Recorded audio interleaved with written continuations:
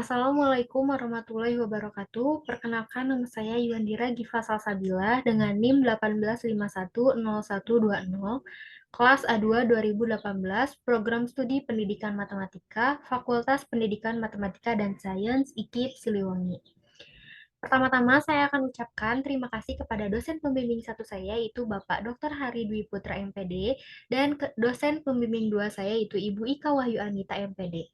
Saya akan memaparkan hasil penelitian saya dengan judul pengembangan bahan ajar materi garis dan sudut menggunakan pendekatan saintifik berbantuan GeoGebra terhadap kemampuan pemecahan masalah matematis siswa SMP. Bahasan yang akan saya bahas yaitu adalah latar belakang, yang kedua tujuan penelitian, yang ketiga metode penelitian, yang keempat hasil dan pembahasan, yang kelima simpulan. Latar belakang. Berdasarkan permasalahan-permasalahan yang ditemukan penulis diantaranya, pentingnya belajar matematika tidak terlepas dari perannya dalam berbagai aspek kehidupan. Selain itu, dengan mempelajari matematika, seseorang terbiasa berpikir secara sistematis, ilmiah, menggunakan logika, kritis, serta dapat meningkatkan daya kreativitasnya. Oleh karena itu, dibutuhkanlah pengembangan bahan ajar dengan pendekatan saintifik berbantuan GeoGebra sebagai solusi dan alasan untuk meningkatkan kreativitas belajar siswa. Jalan dengan itu, menurut NISA, tahun 2015 menyatakan bahwa pemecahan masalah merupakan sesuatu keterampilan kreatif yang harus dimiliki siswa. Oleh sebab itu, kemampuan pemecahan masalah akan menentukan strategi yang digunakan siswa untuk mengatasi permasalahan-permasalahan yang berkaitan dengan matematika. Faktanya, yang terjadi di lapangan adalah banyak sekali siswa yang masih kurang pengetahuan dasar tentang garis dan sudut, seperti tidak tahu nama-nama sudut, tidak dapat menentukan besaran sudut, tidak dapat menggambar garis, sudut, dan bidang dengan baik. Tidak bisa menghitung besaran sudut yang ditanyakan, dan masih banyak lagi. Tujuan penelitian. Berdasarkan rumusan masalah, tujuan penelitian untuk menganalisis. 1. Proses dan hasil pengembangan bahan ajar materi garis dan sudut dengan menggunakan pendekatan saintifik berbantuan GeoGebra. 2. Kelayakan bahan ajar materi garis dan sudut dengan menggunakan pendekatan saintifik berbantuan GeoGebra. 3. Respons siswa terhadap bahan ajar materi garis dan sudut dengan menggunakan pendekatan saintifik berbantuan GeoGebra. 4. Pemecahan masalah matematis siswa SMP kelas 7 yang pembelajarannya menggunakan bahan ajar materi garis dan sudut menggunakan pendekatan saintifik berbantuan GeoGebra. Metode penelitian. Metode penelitiannya menggunakan R&D, yaitu Research and Development, dengan mengikuti tahapan dari Borg and Gall. Yang kedua, subjek dan tempat penelitian. Penelitian terbatas oleh 10 orang siswa kelas 8, penelitian luas oleh 36 siswa kelas 7. Siswa SMP Negeri 10 Cimahi.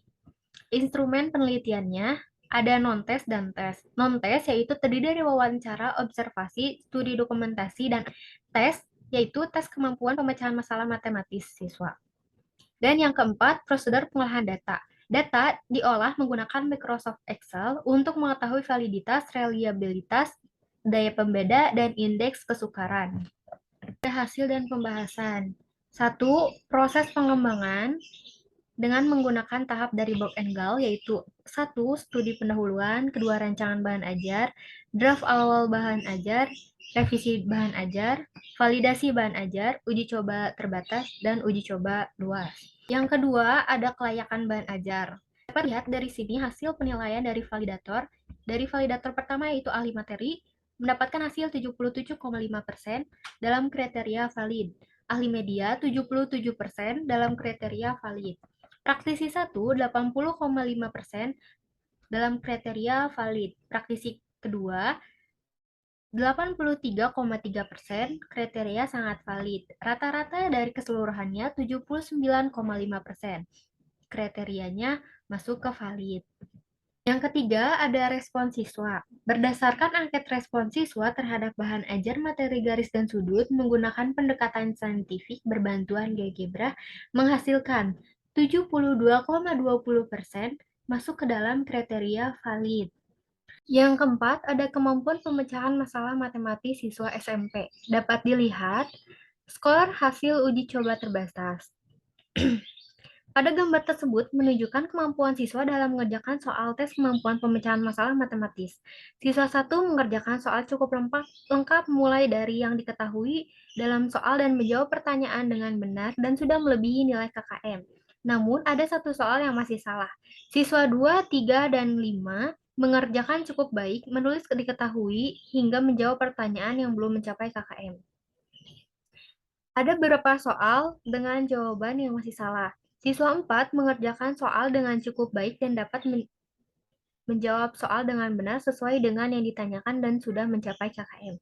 Namun, masih ada soal yang masih salah dalam pengerjaannya. Siswa 6 dan 8 mengerjakan soal dengan buruk, tidak menjawab setengah pertanyaan dari keseluruhan soal. Jawaban masih banyak yang keliru dan asal-asalan, serta nilai belum mencapai KKM. Siswa 7 mengerjakan soal dengan baik, mampu menyelesaikan jawaban dan nilai sudah melebihi KKM, meskipun masih ada soal yang salah.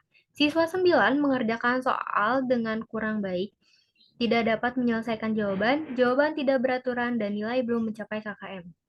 Siswa 10 juga masih banyak kesalahan dalam menjawab pertanyaan. Jawaban tidak sesuai dengan soal yang ditanyakan, dan masih banyak soal yang belum dijawab serta nilai belum mencapai KKM. Di sini juga ada hasil uji coba luas.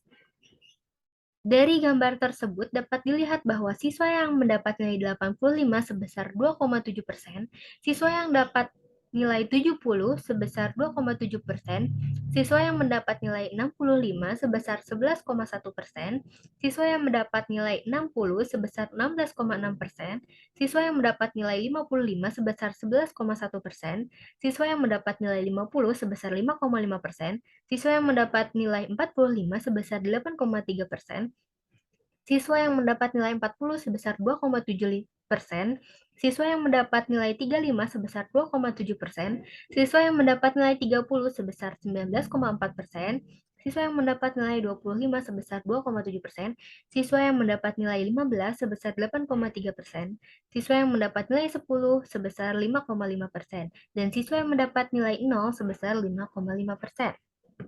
Yang terakhir ada simpulan. 1.